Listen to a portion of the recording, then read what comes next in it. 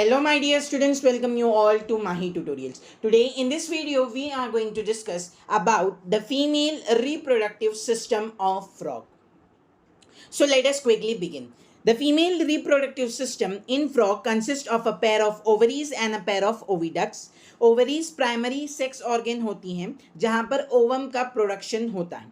Ovaries are situated near kidneys. Ovaries से ही fine tubes arise करती हैं जिन्हें की ओविडक्ट कहा जाता है. And this oviduct separately opens into cloaca. तो पैसेज ऑफ ओवम है from the ovaries to oviduct, cloaca and then outside the body. A mature female frog can lay about 2500 to 3000 eggs at a time.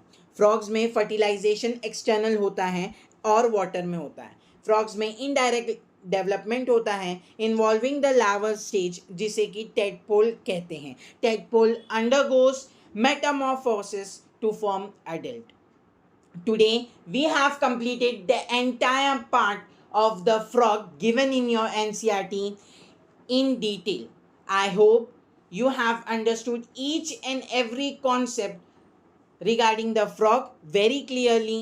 If you haven't watched our previous videos, the link is in the description.